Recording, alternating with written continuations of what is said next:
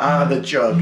Simple to learn, nearly impossible to master. Who am I kidding? Leave that thing out in the windy day and it plays itself. Yes. Welcome to Mallard Matinee. In this episode, we are talking about the classic Christmas movie, Emmet Otter's Jug-Band Christmas. Yeah. Yeah.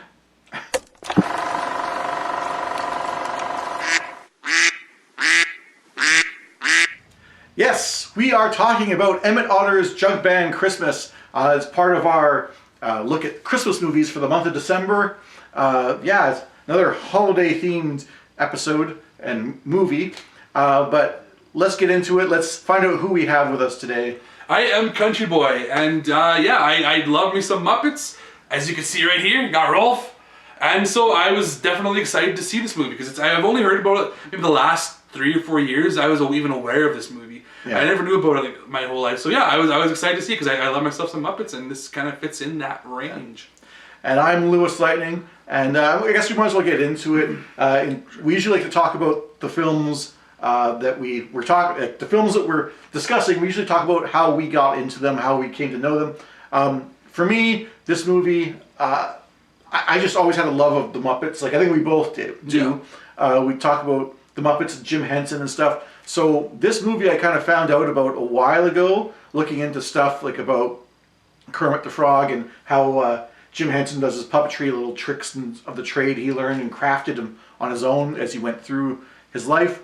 And yeah, like this Emmet Otter's Jug-Band Christmas came up, and that's probably where I first saw it.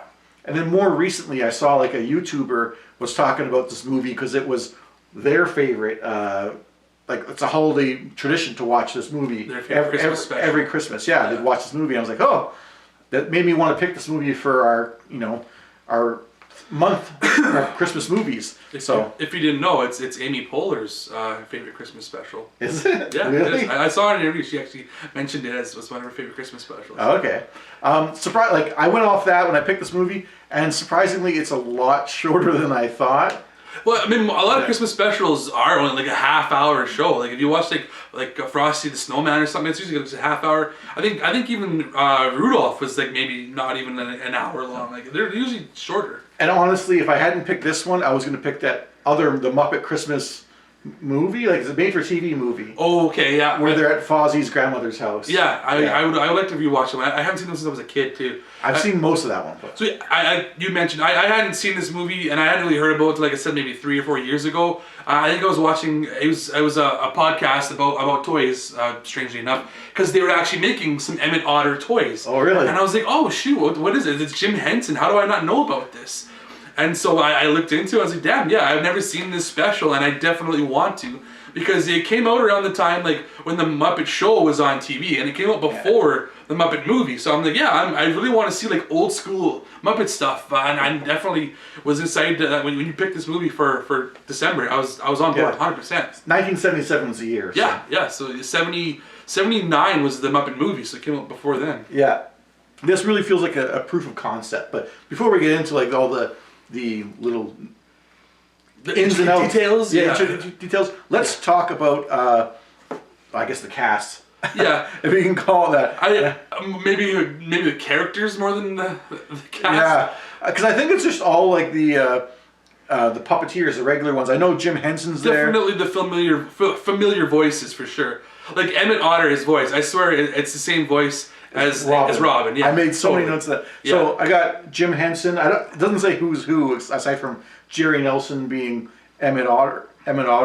But I mean, we'll just go through the characters. That's the easier way because I'm sure a lot of these guys did multiple voices. They did, and like because I didn't want to write down all their characters' names. I took a picture of the IMDb page of the people, and it doesn't even list all their names. Because like Jerry said, Jerry Nelson did Emmet Otter, plus he did Weasel, plus he did Doc, somebody. Frank Oz is in there. So there's a bunch of characters. But yeah, go ahead. But yeah, so I guess the title character of Emmet, and I don't even feel like he should be the title character. Like it feels like him and his mom have equal. Yeah, it is. I would say it's probably a little more his story, I guess. But what do you think of Emmet? Emmet's cute. He's a little otter dude, and he's pretty innocent. Everybody's innocent in this show, except for maybe the one group of the bad guys, if you will. But he's I thought he was cool, and his voice definitely sounded like Robin does from the Muppets. Yeah. And you'll definitely recognize a lot of the voices in here as well too. I don't know about the mom's voice, if that was someone that I recognized from any Muppets or anything like that. I'll see if I can see her. I think it's two different voices that does her too. I think there's a talking voice and a singing voice as well too. Marilyn Sokol. Okay. I've never heard of her before. It says Ma Otter. Yeah, I don't know. And I know a lot of times men will do the female voices, so I'm not too sure if that was ever. Was that the singing voice or the talking voice? Because it could have been a dude that did one or the other. But yeah, no, Emmet. I think he was fun, and his band isn't even called Emmet Otter's Jug-Band. What was his Jug-Band called? It was something else. It wasn't called that. The Jubilee, something Jubilee. This was called. But I liked him. I thought he was fun, and him and his mom, I liked their relationship. They're definitely a very loving family, and they lost their dad, and you can kind of see the sadness in their eyes. He's very much an innocent, like, latchkey kid. Like, there's never a hint that he would do anything untowards. The only thing he does is put a hole in the wash tub, but he does that with the intention that he's going to get something nice for his mom out of it. And even that, he definitely fought with the idea of doing it. Yeah, but he doesn't do anything. Like, he never wants to do anything immoral. Like, even the slightest hint immoral stuff. So yeah, Emmet Otter. Then, like I said, his mom, in my opinion, is the second biggest star of the film. Yeah. And like, she's with him most of the movie. There are parts where she's separated, but it's like at least half the time they feel like they're together all the time. Yeah. And she's kind of like him, just completely moral. I don't want to say she's more latchkey, but because she's older, she doesn't really have those moral dilemmas that would a kid might come across or anything like that. Yeah, you know that she's morally just and right, because even in the beginning, when she gives whatever product it was to that Fox lady, and she's like, "Oh, I have your bill right here." It was a laundry, yeah. Yeah, the lady just walks away. She's like, "You could pay me today." She just lets her get away. And she doesn't even, like, aside from being a little bit disappointed that she walked away, she doesn't like get mad or say anything. She's just like, "Oh well." She's like, "She'll get me next week," because she said, "I'll see you next week again." Yeah. Then probably Emmett's. I'm going to put them all together, but Emmett's Jug-Band band. Yeah, his gang, like his bang. Wendell is probably the one that stands out the most. I don't even remember the names of the other two. He's the porcupine. The porcupine. Right? Yeah, I think he was my favorite. I liked Wendell. I didn't know what Wendell really was at first until I saw he turned around at one part and I see his coat's got the needles sticking out. Yeah. That and his voice is Beauregard. Okay. I recognized him. I definitely recognized the voice. I didn't think of who it was though. Okay. Yeah, he's from like the Muppet Show. He was a janitor. Yeah, he's always like the brown, and he's got the janitor outfit, always sweeping. Yeah, I could see that then for sure. But those characters are just basically like side characters, really. Like they're there to back up Emmet. Yeah, they're there for his story more than anything. Yeah. I liked it. I thought he was fun. He's more simpleton, more dumber, because he was the one that came up to Emmet and said that is he the one that wanted to paint the guys or fix the fence? Yeah, and so he needed the tools from Emmet. He said, "Yeah, we can split it 50-50. What's half 50 cents?" And he's trying to think of the math of 50 cents. They did a shit job on that fence. You see the nails he was putting in there. Anyways, we don't get to the story yet. Yeah. There's two more kind of character groups at least to look into. I mean, the most obvious one is, I'm just calling them the Nightmare Band. They were like the river. They were the River Bottom Nightmare Band, yeah. Yeah, I just call them Nightmare Band to keep it short. But it's like the leader seems to be like a bear. A bear, I think, yeah. And like very low talking. He's Cookie Monster's voice. Yeah, he was kind of scary the way but he talks really slow too. Yeah. And then there's like I think a weasel, like a sock. Yeah, I think it was a weasel. I think. Yeah. He really looked like a sock, like inside really of floppy. Yeah. There was a snake. Snake, yeah. There was a lizard of some sort. He was a drummer in their band. Yeah, and then there's a fish. And he's always in water. Yeah. I love that the fish was always like, even in the car, you had like a bit of water for the fish to be in. Of it, yeah. Yeah, that was awesome. Or he'd be like in the band on the stage. He was in like he's actually like in a fish bowl. Like, that's cool. Like how do they even? I don't even know how they make that effect. But that was kind of cool. That is a choice. That is definitely a choice when you're writing the story in the script. You're like, yeah, we'll make fun of fish, and you could be like, oh yeah, they'll walk on land. Like, no. They said no. We're gonna make sure he's always in water. Yeah, I thought that was awesome that they did that. And it's weird because they pass many people who are fishing, implying that they eat the fish. Yeah. Aren't you a fish? Yeah. It's different kinds of fish. I know. Well, and that's another thing. Like, I noticed several birds, and you brought this up off camera about how like some of the birds were smaller than the other animals, like the ducks. The ducks in the pond, yeah. And the river. They were like, if they were human, if other people were kind of human size, the ducks were kind of equivalent to that size that they would be. But I was gonna say, there's never a bird character at all in the whole town. There wasn't? I can't remember. Okay. I don't think there was rabbits. There was another weasel. Because the judges, the one was one badger? a fox. The one was a badger. The one was a fox. One was the frog. Frog, yeah. Okay, yeah. I don't think there was any birds. It was just kind of weird. So maybe birds are different in this world. Well, I would have said that too, but then we saw the fish, and it's like, oh, maybe we just didn't see them. But yeah. And then the last one character we're talking about is probably the bullfrog. He's kind of like a prominent role in the story in that. I mean, he only really comes to prominence at the very end. Mm-hmm. He could have just been like the fox, which doesn't really matter a whole lot, but.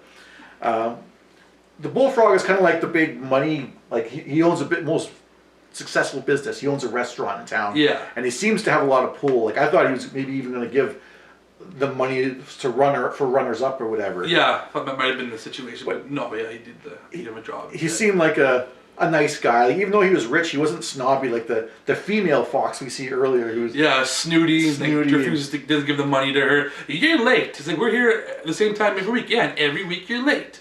She looks just as happy to see us as a polecat. Yeah. And it's just like a lot of this old-timey talk. But yeah, the frog seemed like, even though he was rich, he was still kind of moral and he wanted to help. Mm-hmm. I like his glasses too. His glasses look cool. Yeah. I mean, it's kind of with the characters and stuff, but you mentioned the glasses. But like, I found Emmet Otter and his mom, they had like these beady eyes, like buttons. And I did not like that for the main characters. Like, okay. I like it more when you can see like the whites of their eyes, and you have an idea like where they're looking. A little more expression. This gives you more expression. Yeah. Like for main characters, I didn't like that they had those beady eyes. Okay. I feel like they should have had more expressive eyes, like bigger, rounder ones. Not huge, but at least with the whites. Yeah, I wonder if that was maybe just like I said, it was kind of a proof of concept for like the Muppet movie sort of thing. I'm thinking maybe that's kind of what it is. Just kind of more doing more things a little more simplistic for this movie, so that they could do the harder things. There weren't any characters that had the really noticeable eyes other than the frog guy, I guess. The frog, I think. Didn't most of them have just like stationary? Like, I want to say simple. I thought the fox in the beginning, the woman fox. I think she did too. Oh, the river band nightmare guys might have been. They might have been too there. I can't remember. But yeah, I think the fish had it. The fish would have had eyes. But anyways, that's like the cast. The best we can do. This is a short movie. It is 53 minutes long, and it's more like actually 52 minutes and 33 seconds or something like that. I watched it on Tubi, I think. Yeah, I watched it on Tubi. I don't have it physically anywhere. Yeah, it's kind of hard to find, but we found it there. Yeah. I think you can watch it on YouTube as well too, but I mean, a lot of things you can watch on YouTube that shouldn't be there. So we'll just get into the story. I mean, I like in a lot of ways, like you said, this is like a proof of concept. This one begins with what I feel is like their prototype of having a narrator with Kermit the Frog. Yeah. Who starts the story, like you see him riding a bicycle. Mm-hmm. And he kind of introduces the story of Emmet Otter. Yeah. Which he crashes his bike right away. The flip part of it is the most impressive thing, like how he flips off his bike. Mm-hmm. Although that's like a quick cut to him crashing, and I think even before he lands, it cuts back, and it's like, oh, that looked good for puppetry, because it is puppetry, like how they did that. But it's like, it's so good, but they could only get it to look good at certain times. Yeah, and I liked, and then the car pulls up right afterwards too with the whole the nightmare guys, the river. I want to say the river bottom boys. I just call them the Nightmare Band. I feel like it was river bottom something. I don't think they were called the Nightmare anything until they were actually playing the show. music. Yeah. Anyways, those guys show up and then they pick on Kermit. They take his scarf and they throw it. Yeah. It's like, okay, these guys are the bad guys of the story. We get that right away. Yeah. And this definitely feels like a period piece. Yeah, for sure. To me, and saying that, I feel like the Nightmare Band's a little out of place at times. Like the car is one thing, but later on they get like electric guitar and instruments and stuff. And it does not feel like this kind of reminds me a bit of the time, like, the Wind in the Willows story. Yeah. And that's like set like in Edwardian England or whatever. This feels like it's set in like, I don't know, early 1800s of America or something like that. Yeah, you wouldn't think that a car and electric guitars and stuff would fit in here because rock music. Well, especially because their Jug-Band is they're playing They basically have like no power, I think, in their house too. Like Emmett's place, you don't see anything electric at all. They have firewood to heat the house, and they use a wash basin for washing clothes and stuff. So there definitely isn't like power there. Yeah. But I guess these guys have power. Yeah, it definitely was a bit of a clash of the themes, I think. But I should mention before we go any further about Kermit. Like I said, like it feels like this is a prototype narrator because he's narrating here, but we see that later with stuff like Muppet's Christmas Carol, Muppet Treasure Island, where there are narrator characters. This one, Kermit is very hands-off. He's in the beginning and in the end. Yeah. You don't see him otherwise. He's just the bookend of the story. Yeah. And after Kermit, like, it pulls out and we see, like, the whole set. Yeah. And you can tell it's just, like, you know, an actual... it's not a real place. Yeah. It's not real land and snow and trees. But it is huge. It's a very vast set. Well, yeah. If it's literally meant for, like, the size of puppets that they're using, they did do a big... This must be like the size of a warehouse or something. Like it was a big set that they did. Like half of a football field, I would say. It's quite huge. It's hills and there's a whole town. There's a river? Yeah, exactly. The river, that was a cool effect too, I thought. Yeah. Because there was 2 camera shots where there'd be like panned out and you'd see them like in rowing and then they were singing their song from far back and then be zoomed in and you'd see them actually puppeting. Yeah. So that's the one thing that I was looking into like how he did a lot of his puppeteering stuff in other videos. And this is one of the early ones where they're talking about, there was 2 shots. The one up close when they're talking and stuff, you can get more movement and whatever in there. Yeah. But the boat is set in front of the water, but it's not in the water, just so you can see like the base of it and you think that it's in there. Yeah, it's just enough that you don't see the water in front of it, yeah. If the frame of the shot was a little bit lower, you'd see it's not in the water and there's hands up the boat. Yeah, for sure. The other shot was just like, even in the up close thing, Emmett's arms are connected to the paddles, and they move, and his arms just go with it naturally. But the faraway shots, still the same with the arms, but they're kind of singing as they go, and that's like they have like a wireless puppetry thing that they do. They use it for like the Doozers and Fraggle Rock, but they do it here too. This is one of the first times they did it, from what I saw in the video. That Emmet and his mom are like singing together. Because you can see their heads turning to the music as they're singing along. You know, they couldn't do a whole lot. It was basically move the head slightly and the mouth. And that's about it. I don't even know if the mouths moved at that point because it was so far back. I don't know if you can see their mouths. Well, he does. I think he talks to Wendell one time. Like Wendell sees him from the dock. And he's like, "Hey, Wendell." He says something. I think you saw his head turn. You don't actually see the mouth at that point. I'm pretty sure his mouth moved. I was looking at that and I was like, it seemed like it went with the voice. So I think, could be wrong, but I was pretty sure about that. Maybe. So they're with him and his mom are in this rowboat, going down to deliver laundry, and you just in their conversation, like they're singing and stuff, but they talk about how they have no money. Yeah, they're still happy. They're just in good spirits, besides being dirt poor. Yeah, exactly. And they do little jobs, odd jobs where they can to make money, like doing people's laundries. Emmet fixed a porch, although he broke it. But, he does little tasks like that. Then they go take a walk while they're in town, and Emmet sees this guitar. Yeah. Because they're getting excited for Christmas. Emmet starts talking about Christmas, and he talks about his dad that passed away and what they used to do on Christmas and all this stuff. Yeah. And he sees the guitar, and he wants a guitar. Yeah. And... because Dad used to be the breadwinner. He used to be the one that made the money. He was he didn't make a whole lot. He was a snake oil salesman. But no one wants to oil snakes anymore. I like that. That was funny. But yeah, and it's like they see a guitar in the window for Emmet, and it's like $40, which is a lot of money back then. Yeah, it's just the style at the time.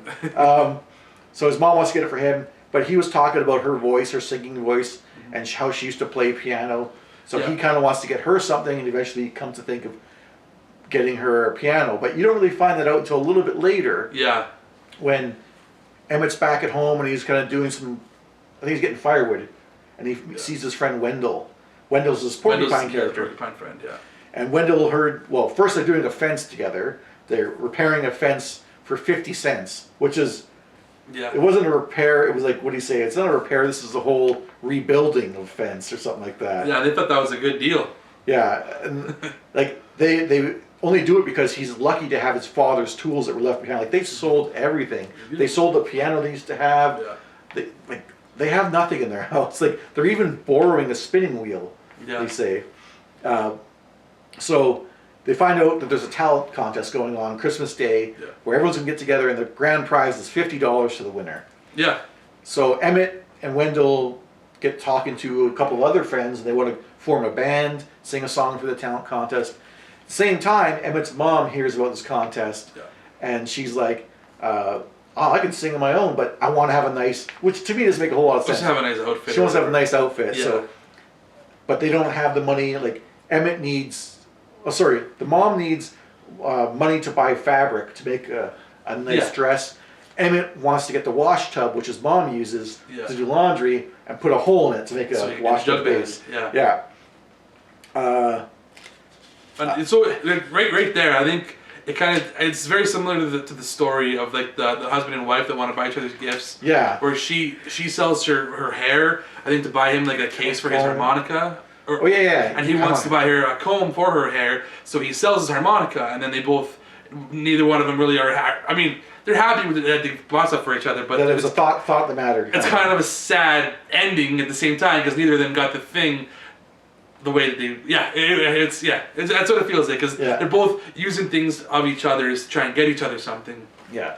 So Emmett's mom sells the tools that Emmett uses to fix things for little odd jobs, so that she can buy the fabric, and then if she wins, she's going to get him the guitar for $40 and buy the tools back. She said she'll buy it back with the extra $10. Emmett puts a hole in the wash tub, so he can put like a $12 because split between the four of them it's like $12.50. I think he's like $12.25. Yeah, makes sense. $12.50. So $25. Makes sense. So he's gonna buy a down payment or whatever, a payment plan on a piano for his mom's first Christmas gift. So they never talk to each other. They miss each other like the whole time. And like they even go out and practice without running into each other. They go to the show completely separate. Yeah. And then they play in this talent show, which you see like a whole bunch of the townspeople are there. Yeah. And a lot of them just aren't very good. There is one guy who plays the same song that Emmett's band was going to play. Barbecue. I thought when they sang that song, it was a banger. I like that song. They sang up in like that loft that they were singing. Yeah, but then they don't want to play it because they'll think we're copying this guy. I'm like, yeah, but you blew the shit out of it. Yeah, your version's way better than that guy's. He just did like acoustic guitar or something. It wasn't even that good. So they changed theirs last minute, but like Emmett's mom goes up on stage and sings, and everyone loves her song, but it's missing something. Like it's a classic song, but it's missing something. And then Emmett and his band go up and they play a song which. Honestly, I didn't really care a whole lot. That one wasn't as good as Barbecue. Yeah. And then like, oh, it's good. They say it's as good as his mom's. Like they think it's between the two of them really, but really, I don't think so. No. And then, so they're both thinking that they're going to win. And then suddenly there's a mystery band that just enters in. Yeah. And it's the gang, the bottom, the rock. What's it? The River Bottom, whatever Nightmare Band. Yeah. And they call it the Nightmare Band. And these guys have been in the movie throughout, like in the beginning. Yeah. Then they show up later at this music store where they just trash the place, basically. Yeah, like when you first see them, or not the first time you see them, but when you and Emmett and his mom first time see them, when they're in that music store and they're playing the guitar and the drums and all that stuff, and they just trash the place. Yeah. Fun fact: apparently, like the piece of drum that like rolls out of the door there. It took like 200 takes for them to get that. Oh, really? Just have it roll out just right. I guess a lot of times it would roll too fast, or it would like just hit Emmett and like, Emmett would like fall over or something like that. So it took like 200 takes plus to do that scene. But yeah, so they come in, they play, and their song's not very good either. It feels kind of like Jimi Hendrix inspired, but you got the low voice. For me, it sounded like Cream, "Sunshine of Your Love." Like, like it totally had that sound to it. Yeah. And they win. Like this Nightmare Band wins. It was like, really? Because no one in town seemed to like. I mean, they're cheering, obviously. Yeah. But everyone seems to be into the old time music and stuff. So it seems weird that this band, who's got electric guitar and all these fancy light shows. I think that's why they won, though, is because they had the spectacle. That's what it was. They got the fish in the big fish bowl. Yeah, but this feels out of place too because like we don't see electricity anywhere else in this fucking movie. I mean, there probably was like lights were probably lit by electricity, but everything else, I never really. So they win, and the judge, Mr. Bullfrog, one of many judges. Yeah, there's the 3 judges. But he says like, you guys were really good, but there was something missing. Yeah. So Emmett and his mom kind of walk home, and they both tell each other what they did to get the money to whatever they were supposed to, or get the things they needed to enter the contest. Yeah. And they're okay with it. They're like, we're happy we did it, even though there's a hole in the wash tub, even though you sold my tools. I'm glad we did that. And they relate it to their father, because that's what Dad would have done, they say. Yeah. I don't know, it seems like they're trying to relate it back to him, but he's not really, I don't know, to me it didn't really fit that well. But anyways, on the way back, they kind of start humming this song, and Emmett's mom's like, oh, what if we put our songs together? She just gets this thought in her head about, and they start singing out in the frozen river, their songs together, and they happen to be by the Bullfrog's restaurant, and it sounds a lot better together than they were separately. Yeah. And then the Bullfrog hears it, and he comes out and he's like, oh, this is that thing that you guys are missing that you could have won the show with, but you want to come and work in my restaurant as the talent, we'll give you a contract or a job or whatever. Gives them a full-time job. Yeah, so they get a full-time job starting that. Start today, yeah. And so that's great. They start playing. When they play that second time in the restaurant, it's not even as good. They speed it up, and it's not as good. Yeah. But yeah, and then what happens after that? There's a little after that. Well, Kermit was in the restaurant too, wasn't he? That's kind of where he... Was he in the restaurant? I didn't look at the other patrons. I'm pretty sure he was... Well, I think that's where he starts talking again, is when he's in the restaurant there. And then one more scene happens where they're back on the river, and they're singing The River Meets the Ocean. Yes, okay, yeah. Which I kind of wish... Song either. I liked the song, but I wish it was the sped up part of it. Like it kind of started to like kick in right when the credits started to roll. It sped up, but there was no more singing. I wish that was the version of the song that we got, was the sped up version of it. That would have been a way better version of it. Yeah. And that's kind of it. That's the movie. We just went through it. It's only, like I said, 53 minutes long, so we could sit here for an hour and we'd be way over the movie. Literally, just said the whole movie right there. What happens basically. Let me sure there's little nuances that we didn't mention, like all the different acts that happen on the stage. I thought it was. I think at one point before they go on stage, the dude says, "Okay, girls that way, boys that way," and then the horse had to like split apart. And then they were separated when they came on stage. They couldn't get back together, and they're like, "Oh no, is this how it's gonna be like?" Yeah. So that Harrison Fox is the MC. His voice is like almost Sam Eagle / the news reporter from the Muppet Show. Yeah. That's his voice. Yeah. Like I have a few little notes, but I kind of went over most of it. There's a lot of songs in this film. Like every scene, like it seems like in between every scene, there's like a song that they start singing, because the start of the movie they're talking about grandma's underwear. Yeah. And then there's like another song they sing on the way back with a hole in the wash tub. Yeah. And then like they're always singing something. I like the hole in the wash tub song too. Yeah, I like that one. They're good songs. I don't know if they're not Disney quality songs. Really caught in your head catchy, but they're like old timey songs. But none of them are Christmas songs either. Yeah, nothing's a Christmas song. It's just the theme of giving presents, I guess, and the love and the Christmas time, I guess, is why it's a Christmas movie. Yeah, this movie is very much about like the simpler things, and everyone's dirt poor in this town, aside from like a handful of rich people. Like Emmett's father wouldn't cut down the whole tree because he felt bad for the tree. Yeah. So they just have like a Christmas branch. It's just like a little stupid thing. Yeah, no, that's funny. He brings in the branch. It's like their tradition. Yeah. I liked it kind of reminds me of Team America World Police whenever the marionettes would be walking around. I know it's not intentionally funny, but it reminds me of that, and it is funny just kind of watching the legs walking side by side. It's too much tiptoes sometimes, and the weight is not right over them. Like they should be falling backwards because all their weight's behind them. That's definitely something you don't really see with the Muppets. They don't do the marionette stuff like that. Yeah, they improved. I say like this is a proof of concept. Like they got a lot better, and if they use that again, they got a lot better since then. For sure. And that is about it. There's not a whole lot more I can talk about. I'll say like there's some. The car that the Nightmare Band drives around, the snowmobiles they use. Oh yeah, snowmobiles too. I feel like there's something else they have, another vehicle in the movie somewhere. Was there? But I feel like all those RC vehicles just did not look good when they're driving around. They look too stiff, like they're almost on tracks or something. And then they shoot sparks and stuff too. Sparks. At the one. Yeah. What was the other thing? On the stage when the Nightmare Band's playing.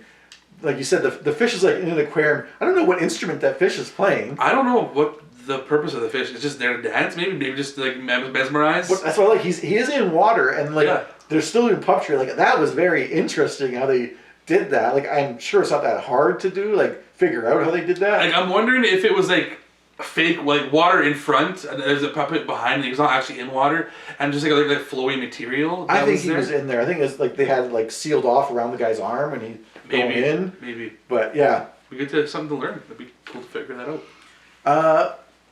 You know, one other thing, like, so the Nightmare Band, Yeah. I felt like their story didn't end, like, properly. It just, they're there, they do these shitty things to people. Yeah. And they win. I know, they won. They got everything they wanted.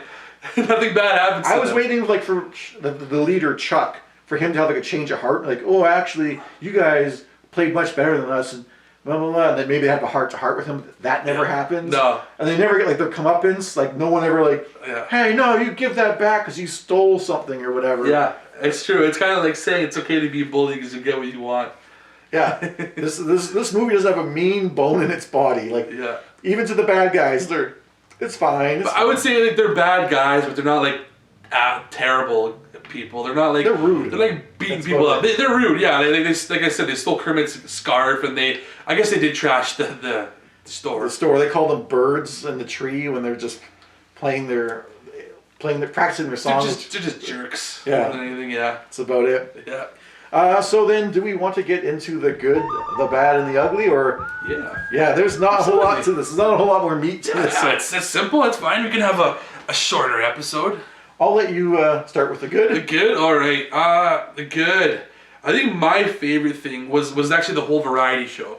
That was my good. So seeing like the horse that was a part, and then seeing like the musical acts, and even the squirrel act that comes on stage too. Like doing gymnastic flips. And I wasn't sure if those were squirrels or not. I think so, because the one was like a squirrel in the audience. and it's like, yeah! And I'm so excited for them. I think they were squirrels. They looked like it to me. I didn't know what they were doing, because some of those squirrels on stage seemed like they were standing when they were like doing a handstand, and the other one's just like flipping around. Yeah, the other one's just being tossed around, it seemed like. I thought they might have been foxes. Well, they looked different. So I was like, they're not foxes. Maybe there's something. I'm pretty sure they were squirrels. That's what it seemed like to me. So yeah, all of the act. I liked just that whole scene of all the different characters and the different acts that were on the stage. It was fun. Yeah. For me, I just like the setting and the tone. Like it really felt like we went back to a more rustic era. Like everyone, like what people use, like the transportation. Aside, again, the Nightmare Band is the one thing that kind of. Maybe they came from the future. These guys or something. I could understand a car, but if it wasn't like shooting sparks and had like a fish tank on the back. It could have been a jalopy or something. Yeah, you know. But you know, like the guitar we see is like an acoustic guitar. It's not an electric guitar.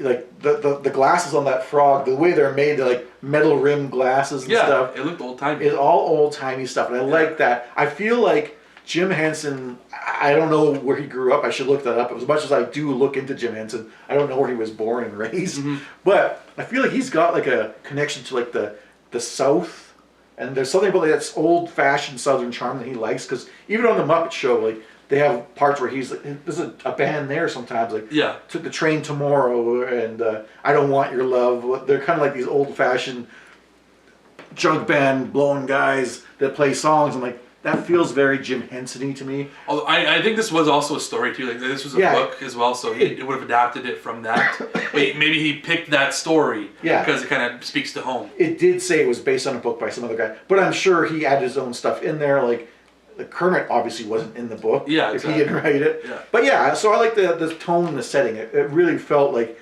we went back in time to this area, like Wind of the Willows type Muppet experience. Yeah, I agree. I'll start with a bad. Sure. I felt like this.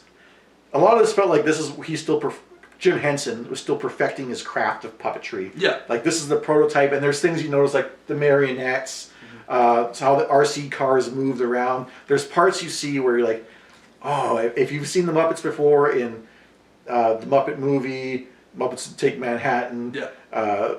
You know the Muppet Christmas Carol. Muppet Caper. It's so much better, like, and not just the puppetry itself, but even knowing how to shoot the puppets, like on like where to frame up these shots. Yeah, they just look better. So this was like that's noticeable when you see it. Like, oh, I can tell that this is just a marionette being bounced Yeah, up the and legs down. basically, whenever they like come down a little bit, their legs are just kind of like crunch. Yeah. Or you could even see like if they had like a lot of times they would have like a cape or a long cloak on because they had to cover like the fact that the arm isn't behind the legs, and you kind of tell that the arm is there. Well, even that one weasel in the band, just he looked too simple. Like he was just like a big stocking, and then it was folded in to make the mouth. It's like, yeah, you could have done a little bit better there. But it feels like it's made for TV movie, so maybe it is. Like I don't know when this came out if it was made for TV or not. With 53 minutes, I don't think it's a feature-length film. I think it is. I think because most Christmas specials would have been like straight to TV. But yeah, that's the bad part for me. So for me, my bad part might be a little bit of a cheat because it's not really anything in the movie itself. It's the fact that I've never seen this, and it's not on TV. It's not a special that I grew up with. I wish that I would have grown up with this movie because I think that it would have been like a staple in my household, like Rudolph would have been, or like the classic Grinch movie. I think this would have fit well with those movies, and it never was because I don't think it was ever on TV. Yeah. At least not in our area, in our peasant vision. Which is strange because like why wasn't it there? I don't see any reason why it wouldn't air more. Like you said, like Rudolph aired every year. Mm-hmm. I think Muppet Christmas Carol, Mickey's Christmas Carol, those aired fairly consistently on Christmas. Yeah, for sure. So why was this one not there? It's strange. Yeah, so that's my bad. It's not really about the movie. It's just why wasn't it more prominent? I didn't know about this until like 3 or 4 years ago.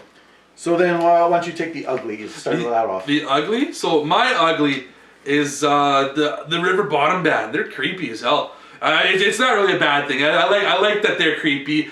But I can see him giving nightmares, especially that the bear, the way his growly voice, and he's got the teeth sticking out, and the snake dude. Yeah, they're creepy. That was my ugly. That was what I had too. Oh, really? But not for the same reasons. I had the Nightmare Band just felt out of place, and their conclusion was not satisfying. I wanted something different for them. They didn't get like a pie to the face or something. That bothered. Or like the trap door on the stage opened up and they fell through or something. Something simple. They got some sort of comeuppance, like you said. Yeah, it's like sure, Emmett and his mom got to play in that restaurant at the end, but the other band still got the $50. Exactly. It's like, they were shits the whole time. They get rewarded. So that's a good, bad, and the ugly.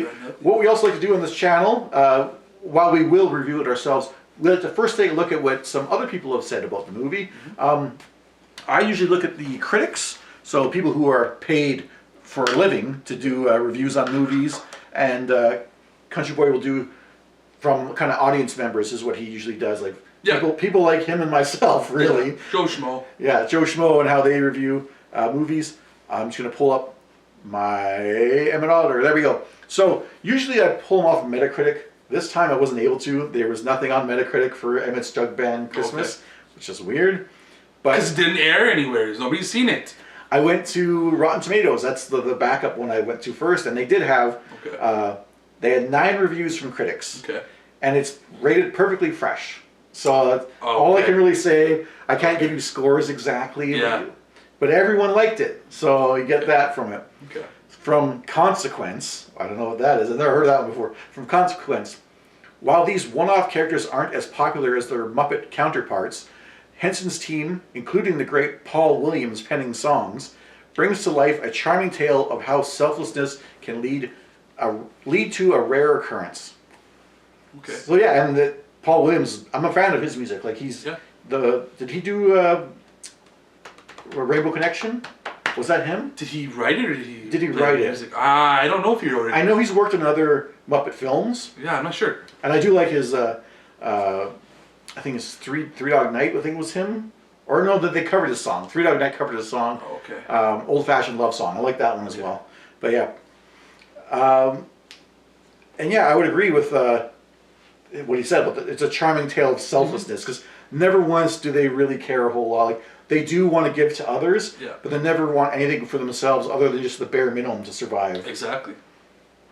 Like even the gifts they're getting for someone else, that's not for themselves. Yeah. And then from the AV Club, the kind of Christmas special you could wrap in tissue when the season's over and store carefully in a box in the attic. And that's exactly what this feels like. It feels like an old shirt that you had that you like to put on at Christmas, but otherwise you don't really wear it. You put it away. it's a Christmas movie that you kind of would probably only pull out in Christmas. I don't know. Yeah, I wouldn't need to watch this in July or anything like that, you know? It wouldn't feel right. Like, I'd watch Muppet Christmas Carol whenever. I just love that one. But this one's like, oh yeah, it's like Rudolph in a way. Yeah. I'm not watching that in January, or February or anything like that. And then this one, I never heard of this like kind of like Consequence, but this is a really weird review site, I'm guessing.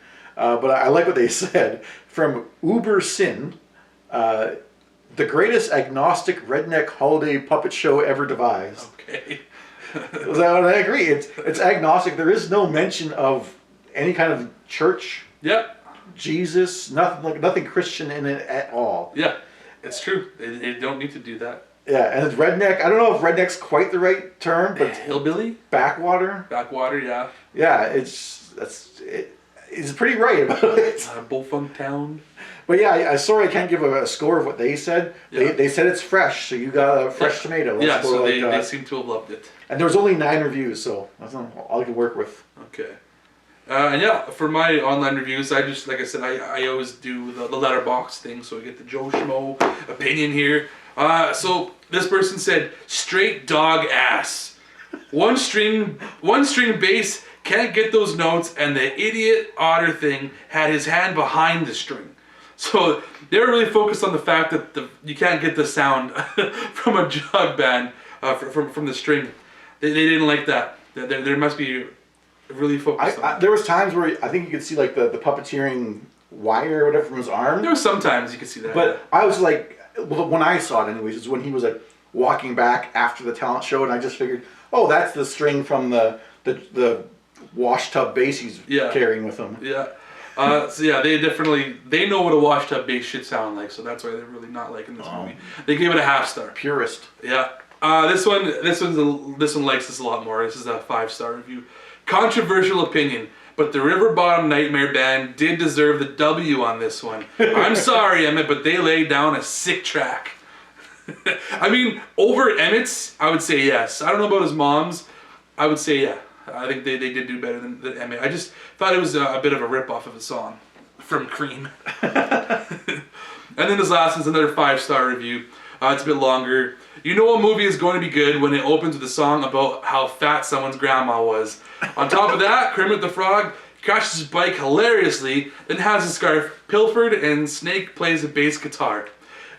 Visual marvel. I found myself mesmerized by every astonishing miniature set, every adorable, lovable puppet, every twig and blade of grass in the set dressing, a gorgeous, whimsical work of Yuletide puppetry. So they're a big fan. I'm pretty sure they've probably seen this more than once. See, when that opening song about the grandmother's bathing suit played, I was like, okay, this is a weird thing for a Christmas movie. It doesn't seem very Christmassy at all. And I expected later on there'd be like more classical Christmas songs. Like, even if they were going agnostic, they could have had like Silver Bells or Jingle Bells. Or something. They didn't have even that. Like maybe they would have like some carolers or something, or maybe even like the tune of something Christmassy. But no, it wasn't. It was just it says all their own original music. Yeah. So yeah, those were the other people's reviews, their takes on it. Yeah. I guess we'll go into our own kind of reviews and give a score on it overall. Me personally, I will say that while I like this film and I'm glad I watched it and everything, it's too much of a prototype to really be a class. I mean, it could be classic for some people, but for me, it's not something I'm going to be watching every year. It didn't really hook me in too much. Like, yes, the selflessness part of it and how giving and stuff is a good moral. And I would, if someone said, hey, you want to watch this again with me or something, I'd be like, yeah, okay, I'll watch it again. But I don't see myself watching it again because there's anything particularly charming about it that draws me back. So I'm going to give this a 6 out of 10. It's good. It's more than passable, but it doesn't quite get to the higher points of me liking it. Yeah. Anyways, I see exactly what you're saying. I feel kind of the same way. It definitely doesn't feel like something that is that really pulls you in. I don't know. There's nothing that really that hooks you. There's no real hook to this movie, and like I said, I wish I had seen this maybe growing up. I definitely would have been more akin to watching this every year sort of thing, like Frosty the Snowman or something like that. You know, those classic ones, or Charlie Brown Christmas. I think it definitely fits in that realm. And if I had seen it back then maybe this would have been like a yearly thing that I would have enjoyed seeing. Have that nostalgia hook for you. Yeah, but for my money, I'm gonna watch Muppet Christmas Carol every year over this one. Disney or Mickey's Christmas Carol. Even Mickey's Christmas Carol, yeah, but that's only like a half hour. That's even shorter than this. Yeah, but I'm just saying. I think Still, yeah, I'll watch those overall watching this. But I probably will come back to this in a few years. I'll probably watch it again. Yeah. But for me, I liked it a little bit more than you. I liked it probably a 7 out of 10. But yeah, I wanted to like it a little bit more. Just didn't have that thing that was like, oh wow, I don't know why I didn't see this for so many years. It's nice if you appreciate like Jim Henson and the Muppets, the Henson Studios, like Muppet stuff going on, because you can see like how they grew over time. Like this was a good prototype for what they would come later. I don't know if they made any movies, even made for TV stuff before this. I know they did commercials, but an actual like show like to fill a time slot. But that's what I kind of got more out of it personally. Like I liked seeing that. Oh, this is where they started, and now I know where they're at, kind of thing. Yeah. But yeah, that's going to be probably it for this episode. A little bit shorter than our usual fare. Yeah. It's a shorter film. What can you say? Yeah. But yeah, we wrapped. I guess this is the end of December. Christmas is either here or coming soon. Hope you had a great Christmas. Yeah. Hope you are going to have a great New Year soon. Yeah. And I guess you can look forward to New Year's. And New Year's brings a new month. New month of movies. And a new theme. This year was all about Yuletide and happy and joy. Not so much in January. We're going post-apocalyptic. Ooh. We're going to be a little more depressing and more dour and sad in January. So look forward to that. That's pretty close to where Emmet's at anyways. No money. True. He's basically in a post-apocalyptic world the way he's living at this point. But yeah, that's going to be January, so look forward to that. But yeah, you can find me a whole bunch of different places. I'm on YouTube as Country Boy Niner, where I unbox a bunch of toys. You saw my roll already, so I'll unbox them. Yeah. Also known as Country Boy _9. I'm a bunch of different places. I'm also on Letterboxd. I review stuff, so check me out there. Actually, you mentioned before about the Emmet Otter figures. Like, who would they have? Like Emmet's and his mom? I know they have those two at least, and I don't know if they have any more other than I would assume like the Nightmare Band's the only other thing that stands out enough. I don't think they even have, it's not that extensive of a line. But yeah, so you can find me on Twitch. I play some video games there, different things. Hopefully I'm playing Dispatch by now. Maybe I'm still stuck in Ghost of Yotei, but there's always something on there that I'm playing. Might just take a week or two. Otherwise, you can always check out my stuff on YouTube. I have gameplay videos on there from like the PS3 era. Even with him, we played Resistance 3. You know, good game. I wouldn't say great. It's good. It's a good game. Yeah, Resistance 2 was a bit better. Yeah, I love that one a lot more. And then you can find the two of us on another channel called Wasted Opinions. Actually, there's another guy that's there. Yeah. Muskeg. He's with us too. Yeah. And we're on that channel. We're talking movies. We're talking TV shows. We're talking video games. We're talking music. We're talking wrestling. We're talking food. We're talking a whole bunch of stuff. And it's stuff like lists of, you know, best movies by decades. Or sometimes we're doing a draft where we're drafting Rick and Morty characters. A whole bunch of different things we do. Kind of a roundtable discussion. There are a few reviews if you want reviews and stuff too. Yeah. If you feel like we're not doing any Marvel reviews on this channel, it's because we did them over there. Go to that channel. But yeah, hope you guys have a Merry Christmas. This episode is our gift to you, I guess, this year. And yeah. Season's greetings. Season's greetings. Merry Christmas and a Happy New Year. Yeah, some nice hot cocoa. We'll sing some songs about non-Christmas songs. Yeah. Apparently that's the theme. Have a Christmas movie without Christmas music. Warms the cockles.